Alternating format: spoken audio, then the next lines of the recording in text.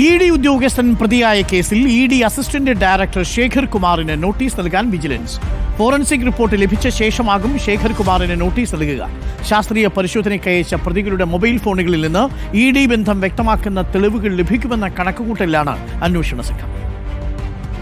കൈക്കൂലി കേസിൽ ED assistant director Shekhar കുമാറിനെ ഒന്നാം പ്രതിയാക്കിയാണ് വിജിലൻസ് കേസെടുത്തിരുന്നത്. പരമാവധി തെളിവുകൾ ശേഖരിച്ച ശേഷം ശേഖർ കുമാറിനെ വിളിച്ചു വരുത്താനുള്ള നീക്കത്തിലാണ് വിജിലൻസ്. ഇതിന്റെ ഭാഗമായിട്ടായിരുന്നു പ്രതികളുടെ വീടുകളിലും ഓഫീസുകളിലും നടന്ന പരിശോധന. ED സമൻസ് അയച്ച വ്യവസായികളടക്കമുള്ള പലരുടെയും വിവരങ്ങൾ അടങ്ങിയ ഡയറിക്ക് പുറമെ പ്രതികളുടെ മൊബൈൽ ഫോണുകളും ലാപ്ടോപ്പുകളും പിടിച്ചെടുത്തിരുന്നു. ഇതാണ് ശാസ്ത്രീയ പരിശോധനയ്ക്കായി അയച്ചിരിക്കുന്നത്. FSL റിപ്പോർട്ട് ലഭിക്കുന്നതിന് തൊട്ടു പിന്നാലെ ശേഖർ കുമാറിന് വിജിലൻസ് നോട്ടീസ് അയക്കും. രഞ്ജിത്ത് വാര്യർക്ക് EDയിൽ മാത്രമല്ല മറ്റ് കേന്ദ്ര ഏജൻസികളിലും സ്വാധീനമുണ്ടെന്നും വിജിലൻസ് കണ്ടെത്തിയിട്ടുണ്ട്.